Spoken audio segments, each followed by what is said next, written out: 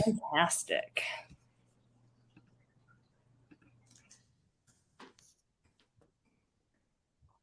I wonder if I should put headphones in, because if I unmute someone else on stage, will I hear reverb coming through maybe? I'm not quite sure, but it looks like we are live. So hello, everyone. My name is Bree Sprague. I am the Partner Success Manager over here at RevGenius. We're really excited to have you here at RevCon. I'm excited to be able to introduce Nathan Latka, who is the founder over at FounderPath. And, if you're not sure what the company does, if you haven't looked it up yet, they are an organization that, is able to give B2B founders non-dilutive capital in under 24 hours, which is pretty amazing. And, this particular talk, Nathan's already been giving us some backstage, some of the great tips, and is quite hilarious. So we'll be in the chat, and there's also the Q&A. So feel free to make sure that you put those questions out there.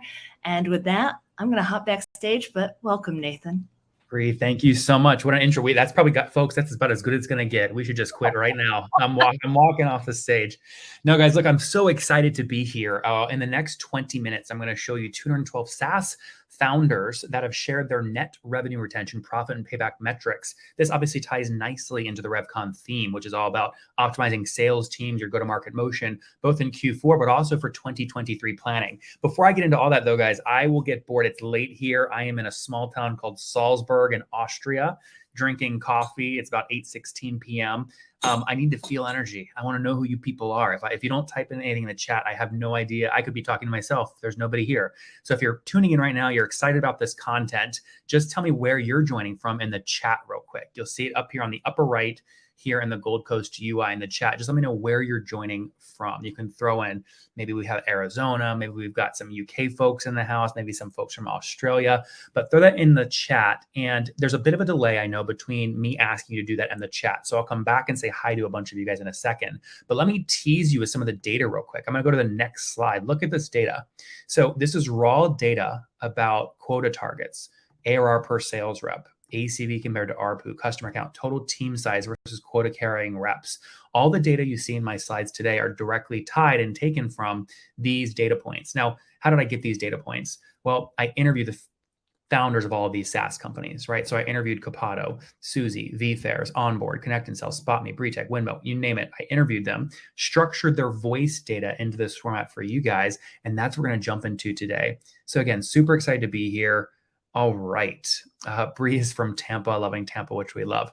All right, let's jump into the content here and jump right in. So what everything used to be about was growth at all costs, what buyers, investors, and founders cared about last year, and frankly, earlier this year, until things changed. Now you guys, your bosses, your sales teams, it's all about how do you do more with less. Your budgets are cut, right? No more sales reps, no more AEs, no more CSMs. How do you drive productivity per rep higher in a recessionary period to make your bosses happy, to look good, and to drive more operational efficiency? The theme really of Q4 and next year, in my opinion, is going to be how do you do more with less? So over the next 22 minutes, we're going to take a look at 9 B2B SaaS examples. I'm going to be quiet here while you look at some of their data points here on the screen.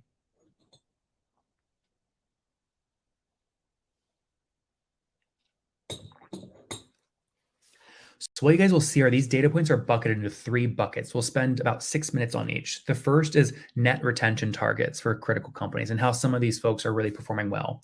The second is how sales teams are driving profits. We're going to look at actual profits across 3 SaaS companies. And lastly, how sales teams are optimizing quick payback periods, supporting their marketing function at the company. Obviously, if you can get a quick CAC payback period, your marketing team can drive more top of funnel leads, which obviously increases pipeline, ideally, if they're qualified for you guys and everyone on the sales organization side of things.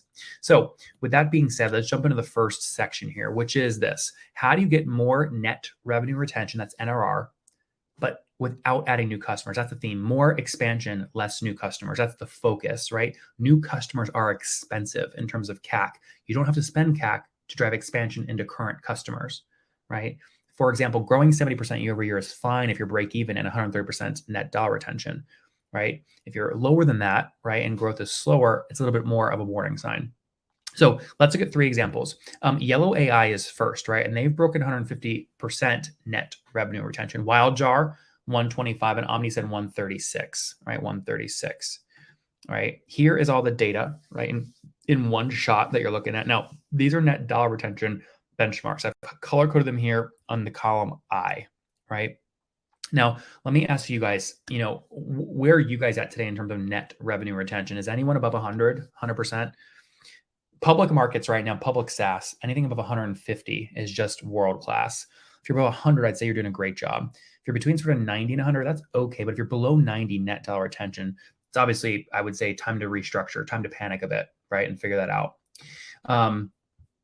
Very cool. All right, so 200 plus net revenue retention benchmarks. Just stuck that for you there. Now, if you guys are being shy in the sidebar, you're being very shy. If you've got questions, put them in the public chat. Sorry, in the session chat over on the right. You can see Bree say, "Where are you guys from?" Anyone else from Tampa in the sidebar. If I get you guys engaging over in the sidebar in the chat, just 2 or 3 of you guys saying hi, I'll be sure to. There we go. Brandy's in the Tampa area. Brandy, it's nice to meet you. Brandy, which SaaS company are you with? Out of curiosity. Which SaaS company? All right, I'm gonna give Brandy some love. She's taking a nice leap there, engaging in the chat, which I love. You're with a company that helps SaaS companies. Very good. So a provider, that's wonderful. Inside Out, very cool. Well, Brandy, you'll like maybe some of these customers I'm showing here on the screen. These SaaS companies are great targets for you. And Brandy, since you're the one engaging here, I'm gonna give this data to you directly, right? Just in case it's too small on my screen, you should be able to open that Google Doc and go direct into this chat, this screen that I'm sharing right now. So you'll have the raw data. There we go. I can see you guys joining. I see a little green icon and purple and blue and red. See, you guys are being shy. There's a bunch of you guys hanging out here, but you're not saying anything in the chat. Come on, guys, give me some. If you give me a little bit more love, I'm gonna give you more data. There's Bricken. There we go. He said, "Vamos, let's go." Bricken, which company are you with? Here we go. See, now I'm feeling a little bit more love. This is more fun. Dana, which company are you with? Okay, Brecken's with Go Student. Very cool. Breakin, or is it Breakin or Breakin? Breakin is Go Student Pure SaaS. Trevor's eating soup. Trevor, it's got to be tomato soup. Otherwise, I'm not interested. All right. Dana's with Sales Screen. I've actually taught. Is Sales Screen in this? I actually just interviewed your CEO a couple of weeks ago. Okay. I didn't include you guys in here, but Tortilla Soup.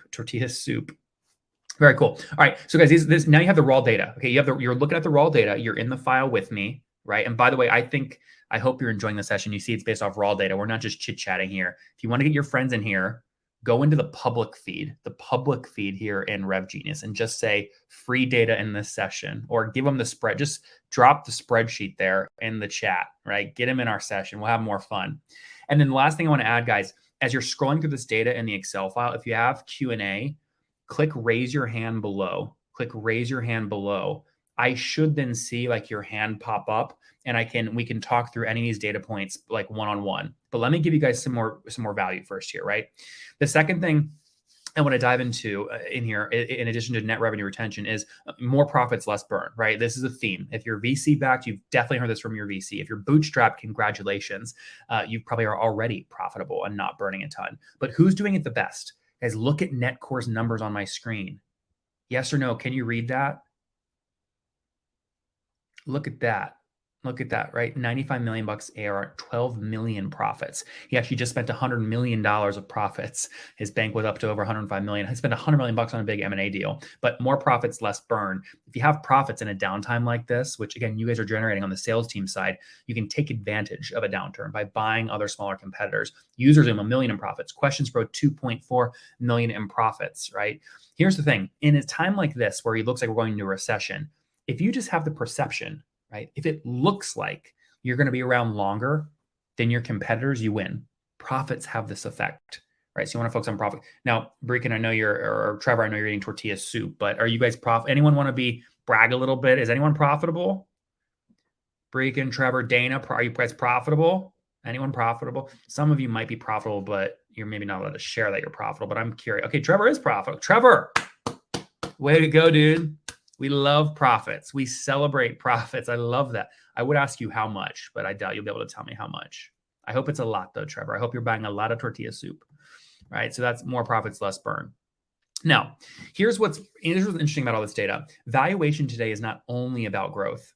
And what I mean by that, would it shock you if I told you guys that I'm seeing SaaS companies today with higher valuations, but they're adding and they're growing revenue slower and lower valuation companies. So what I mean by that is you can get a higher valuation with slower growth if your net dollar retention is high. If your net dollar retention is high, right? Now let me show you proof of this, okay? I'm logging in, and you guys can view all this for free with the Founder Path account, but for now, just view my screen. What you're seeing here is our valuation tab, and scroll down a little bit, and what you're going to see here are a bunch of recent market comps, right? These are a bunch of companies that just raised or sold, or they're raising now, or Series B, Series A, and you can see what their revenue was. So you guys can probably, one of you guys want to tell me what to filter by? You want me to filter by a revenue range or an event? You guys guide me here. This is pick your own adventure. You guys want to look at Series A. Okay, Dana said less than 10 million. All right, so let's say less than. Dana, do you want to put a minimum on that or just less than 10? It's less than 10? Okay, less than 10. All right, then let's sort from high to low. All right, so here's a bunch of comps for you. Work is 9.8, right? Series C, 200 million valuation, traded at a 20x multiple, sold 20%. 11%. The reason it's 0% of these are M&A offers, right? But again, here's more comps for you. Again, I'm not going to go through all these comps because, guys, there's literally hundreds here. There's more valuation comps here than PitchBook. All right, is this viable? Is seeing this data valuable for you guys? The point that I'm showing you here is when we get these reports on valuations, we look at net revenue retention. And there are companies today, again, right? There are companies today that have have higher net revenue retention, right? Higher net revenue retention, but slower revenue growth, meaning they're not adding customers as quickly, like new customers, and they're getting higher valuations. So it's more important today to focus on. Ask your team going into Q4 planning in 2023, folks, if we add no new customers in the next 12 months, how do we grow? And that's where we have to start thinking about, again, net revenue retention. Okay. Last section I want to talk about, remember, I told you guys that I would go for about 10, 15 minutes here on content. Then we'll dive into more Excel file data, and then I'll do live Q&A from you guys. Now, guys, just out of curiosity, I don't know if this is actually working. Try raising your hand. Just try. Are you able to? You should see a raise your hand on the bottom part of Goldcast here. Is anyone able to? Do you see a button that says raise your hand? Try to do it. And Amanda, okay, Jessica, I'm going to test you for a second, okay? Jessica, see if you can come up on stage with me. Look at this. Jessica, engagement real quick. All right, unmute yourself. Now I'm going to pick on you. Is it okay? Jessica, don't be bashful. Guys, root Jessica on. Give her some love. Give her some love in the chat. All right. Jessica's going to be bashful. She's like, I am not going on live. All right. Well, Jessica, you're live on the stage. I'd love to chat with you live, obviously, but can't do that if you don't unmute yourself. So if you're comfortable, unmute yourself and we'll chat more. And I'll do that with you guys too. If anyone else has questions like that, you just raise your hand. I'll bring you on stage and we can talk through. You guys can drive. You can tell me what to sort by. You can tell me where to go. All right. The last thing I want to talk about is LTV to CAC, right? LTV to CAC. Now, I don't know what your guys' roles are at your company. I obviously know the theme here is revenue and revenue generation. But guys, what's your title? Trevor, Amir, Andres, what's your title? Head of sales, head of marketing. Jessica said, not able to unmute. No worries. Okay, Brandy said sales operations. Brandy, do you carry a quota? Brandy, come on. I'm sick of talking. Can I get you on stage, Brandy? Let me unmute you. Can we chat live here on stage? This will be great. I promise. All right. Raise your hand, Brandy. Come on up here. This will be fun. All right. Approve. Guys, give Brandy some love. Brandy, what's going on? Hi. I don't know if you can hear me. We can hear you and we can see you. This is great, guys. Okay. So Brandy, tell us a little bit more. So you're a sales operation executive. Do you carry a quota? I do, but I don't have like a target, but I am a revenue generating position. So I bring in new clients for us. So we work with a lot of SaaS companies. Interesting. Okay. Yeah. You're the firm. Are you like an outsourced SDR shop for SaaS companies? Yeah. Inbound, outbound consultancy. Ah, very cool. Okay. Mm-hmm. So when you're analyzing a new client who's a SaaS company and they come to you and say, Brandy, we have X net dollar retention. We want to improve to Y. Mm-hmm. What's like really good in your opinion, based on what you're seeing in today's market? What's really good net dollar retention? I don't know if I can answer this question well. I will admit I'm more of a newbie in my position, but I will say we work a lot with what they're trying to achieve, but also what their average order value is. Sometimes companies that come to us have like these net dollars, right? And they have this idea and they have these quotas and it's so awesome, but it doesn't necessarily match their average order value. So what we look at is that first. And so we try to make sure that it makes sense from a capacity model standpoint to move forward with them, but also for their business. We're all about their business, more so than ours. So that's what we look at. So I can't really give you a number. It's more so of, does your target match your average order value, or are you relying on funding outside of that? Okay, I'm going to come back, Brandy, stay on. I'm going to come back to that in a second. But guys, let's go on this theme that Brandy has brought up, which is average order value. Andre, Samir, Trevor, guys, what's your average order value? So first year ACV. Are you selling a 10K per year plan, 100K per year plan, 2K per year plan? Just type it in the chat. What's your guys' average first year ACV? Brandy, what are you seeing come through? I mean, are you seeing a pattern in terms of you're working with enterprise clients or SMB clients or mid-market folks? What are you seeing? Well, we work with a variety of different types of clients. So you're looking at a very wide range, and obviously cannot get into specifics, but a wide range from anywhere between 10,000 to, hundreds of thousands, depending on what it is, but usually between the 10,000 and probably the 100,000, just to play it safe, area, depending on what's being sold. A lot of that's in that 10 to 50,000 range, if you will, on the average order value. And that could be, annual reoccurring revenue or monthly reoccurring revenue. It just kind of depends. So guys, let's look. We have, obviously I'm not gonna ask Brandy to share data on her customers, but I actually have some of this data because I interview these founders directly and they share it on my podcast. So Brandy, let's sort by average order value, right? Let's sort here by column F, which is ARPU, average revenue per user per month, right? So data, sort range. Let's go in here and look at ARPU, and let's go high to low. Now, Brandy, when you're taking on a new client, do you like someone like Susie and Habu with $25,000 a month plans, or do you prefer high velocity, lower ARPU, live stream, forest, rock content, 120, 130 bucks a month? Well, it's going to be dependent on how sellable what their service is. So and what is your penetration in the market, right? So I'm never going to rule out what we would call the little guys, if you will. Of course, we like big numbers. I'm a salesperson, but it's also how sellable are you? What's your TAM, and what's that penetration in the market look like? So there's different variables, right? You know what I like to do now, Brandy? Can you tell them data and money? I'm a money guy. I'm like a capitalist. Yeah. She's like, I know. I can. The comb over gave it away, right? What I love to do, guys, in exercise. Let's just run math for a second. Let's say you want to build a $10 million ARR SaaS company, right? And you've picked a price point, $1,000 a month. Just asking yourself the question, how many customers have to sign up to hit 10 million is a good one, right? Let's do this on our screen right now, right? Let's create another column here, insert one left, and do, for 10 million ARR. And the math we're going to do here is we're going to do 10 million divided by the ARPU times 12, right? So ARPU times 12 is your ACV divided by 10 million. This will tell you how many customers, right, you would need. So this is not a dollar value, right? This is the number of customers you would need. So let me change this to just pure number. So Brandy, this is a great exercise, right? If you're selling, right, an ACV, an ARPU, or actually you have ARPU and ACV right here next to each other, right? This is just for one user. Someone asked in the chat, Amir, this is what one customer pays on average, one logo, right? 25 or 30K, 300,000 a year. So this company, Habu, H-A-B-U, would need to sign up 33 customers, right, to hit that 10 million run rate. Brandy, do you run these sorts of exercises with clients when you're onboarding them to help paint a picture of what's realistic and what's not? Absolutely. Yeah, absolutely. We look at return on investment and return on effort over a 2-year period of time. So we do look at that, and we're able to do some waterfall modeling, if you will, to really determine where that based off their sales cycle too. We haven't talked about this on here yet, but I'm sure that's up next for you, Nathan. But the average sales cycle plays into that too. But we model the whole 2 years according to what they provide. So it's a lot of collaboration between us and them.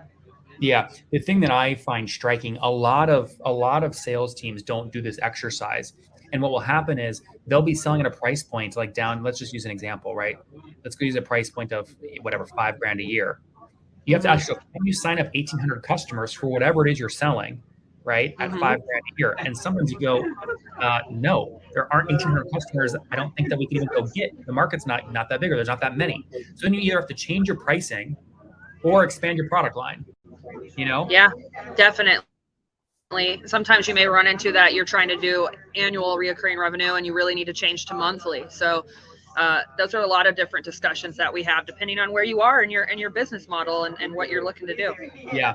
Okay, guys, what other data do you want to look at, right? You can see we have a lot of data here on the screen. We can talk about a bunch of different tactics. We can chat more. And I'd love to get all of you guys that consult with SaaS companies like Brandy. The big question going into 2023 is, do you give the CSM rep an expansion quota target?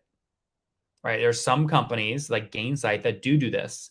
There's others that do not do this. They swear against it. They say, no, I don't want our CSM selling. I want them making customers happy. And there's others saying, no, we need net dollar retention and we get that by activation. We have to give them CS and we have to give the CSMs a quota, like Amir just said. Amir, are you able to raise your hand? Can you come on stage with us? Or are you going to be shy? Brandy, come on, give him some, tell him it's easy to be on. Oh, Brandy's she wants to jump now. All right, Amir says no camera. Amir, do you have audio? Raise your hand and come on and unmute yourself. We can chat. It'll be better than you typing. All right, here we go. Give Amir some up. Amir, you there? Yep. All right. So you said yes, give CSMs an upsell quota. How do you decide how much? It depends on how many CSMs there are in the company and the stage of the company. Mm-hmm. Okay, let's consult. Let's act like we're consulting with VFairs here. Okay, right. 3 million. Actually, no. Let's do Clearview Social, software for legal firms. 2.2 million in revenue. Right, selling a $13,000 per year plan. Right. What would you recommend for them? Is the plan big enough? Should they give CSMs a quota?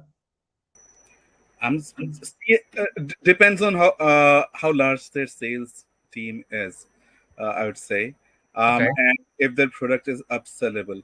It says the team size is 15 here. They should likely have, from my experience, about 2 or 3 CSMs for their clients. Mm-hmm. Since this is a larger ticket product, it's 13K. There would be fewer CSMs and about 20 clients each that they would be handling, from my understanding. Why do you decide to determine how what a CSM handles by number of logos? Why not look at dollars of ARR? It depends on the volume of requests that comes in, right? Because often CSMs are inundated by support requests, and they have to keep passing the baton on to sales, support, and marketing and product as well. So they are in the thick of things. I was there myself, so I've seen these things happening. Mark, can you raise your hand, dude? Can I get you up here on stage? Choosing to join this conversation here. Just throw your hand up, and I will add you to stage. Amir, stay on though. Stay on, okay? Okay, Mark's going to be joining here in a sec. While Mark is joining, Mark, you have to accept. Amir, you said you were doing this. Were you a CSM with an expansion quota target? I'm not with the quota target. I was part of COE and CSM teams for enterprise. So you wish you had a quota target and you didn't, or what do you mean when you had experience with this? Yes, I wish that we did have a quota target and had commission, because often we were upselling products to the customer, and it was just a sale for the company, but nothing came into our pockets. Yeah. Mark, I already accepted you. You should see somewhere down below something that says like join stage or accept invite on stage or something like that. Amanda from Goldcast can jump in the chat and help you. Oh, it should see a button that says go live, Mark. I've already approved you on the admin side, so you should be able to join us. Yeah, Amir, look, the fastest growing SaaS companies I'm seeing with the highest net dollar retention, what they're doing is going into 2023, their pro forma model they're putting together, they're giving each CSM $1 million book of business. So it's not a number of logos, it's $1 million book of business. And then what they're challenging the CSM rep to do is to say how you have a 130% expansion target. So you got to make this million, 1.3 million in 2023. If you hit that, you'll get a 10% commission on the expansion revenue or something like that. Right, Amir, so have you heard of that model before? And Mark, give Mark a round of applause. He got I just had a refresh. Something was wacky. I don't know what's going on. Well, Mark, now that you're live, let me throw that question to you.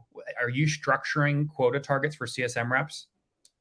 Well, unfortunately, I don't have a CSM rep yet. I hope to grow the company that I just started a couple of months ago to the point where we need one. But I definitely believe, based on what I've been seeing lately and all this talk about, sales and marketing having quotas and customer service or customer support, and I think this might be the third time I'm quoting him, but Kevin Dorsey was on a show the other night and a couple of weeks ago or whatever, and we were talking about this, and he said, AR doesn't really mean anything, right? Because anybody can get out of a contract. They can stop using your product and they can get out of your contract. Contracts don't mean anything, right?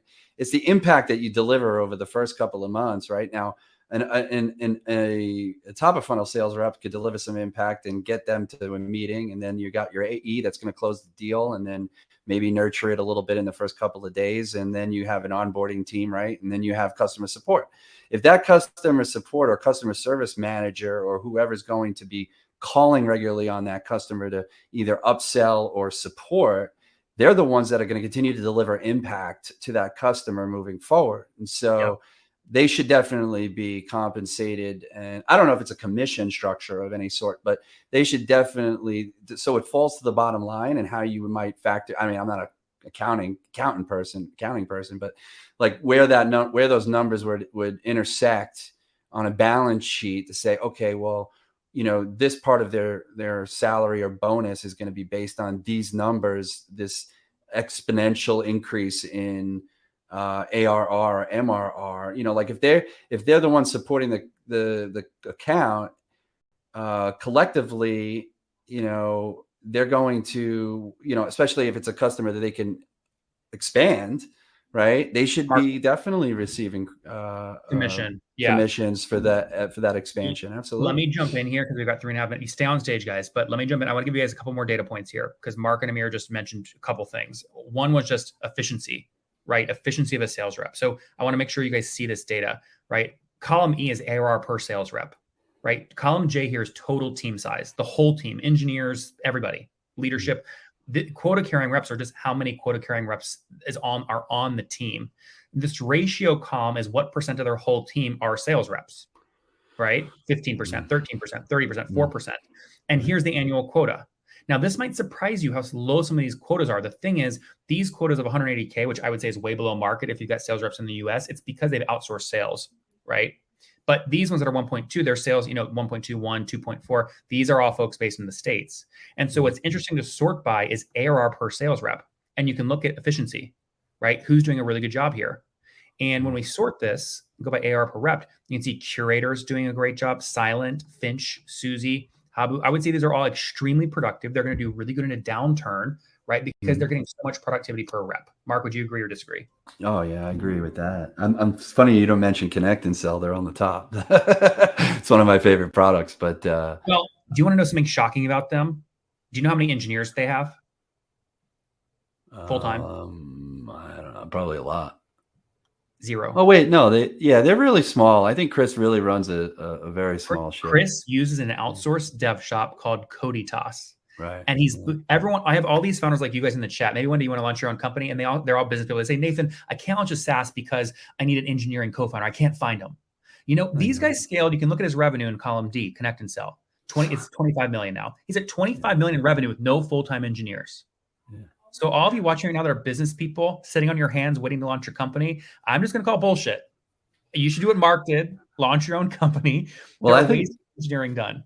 I was going to say, I know some Connected Sell people probably are swimming around in this event, but I think they also they employ an interesting strategy. Sometimes is they'll not outsource per se, but they have their clients are sometimes calling for them, and so because those expenses don't sit on your P&L, right? If you have agencies selling for you, that's one less salesperson salary you have to pay. Exactly. Exactly. I mean, they factor in whatever retainer they're paying or whatever performance fee they're going to pay, but that's right. But yeah, it's impressive. It's definitely impressive. I think that having that data, it would be very interesting to see as I scale this business. Yeah. So guys, we're gonna power through these last slides here. I got caught in the conversation because I prefer to engage, but this is what I would screenshot. This is what I would take away. This is like, you should aim for this amazing column moving into 2023. If you can hit these things, you're in really good shape. So screenshot that, Tim, good to see you, man. Tim will call more bullshit than me. Wait, you gotta catch his content and good stuff over there. But that's what I would focus on, right? I would just screenshot this. Green, I'm bullish.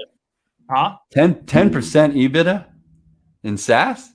In today's market, you've got to optimize for sustainability. If you're not, if you don't make it through a recession, it doesn't matter how big your LTV to CAC is, how long your short your payback is, all that jazz. You've got to optimize for close to break even. Okay, guys, we're gonna end.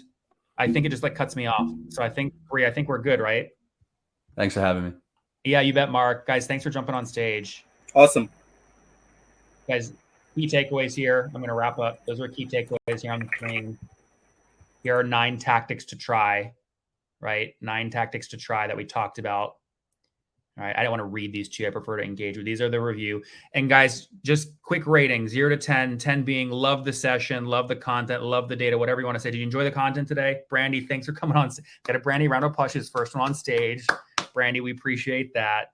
Dana, thanks for engaging in the chat. We appreciate that. Trevor, Amir, Mark, thanks for jumping on stage. And most importantly, Bree, the team at Goldcast, the team at Rev Genius and RevCon, thanks for having me live today, guys. I really appreciate it.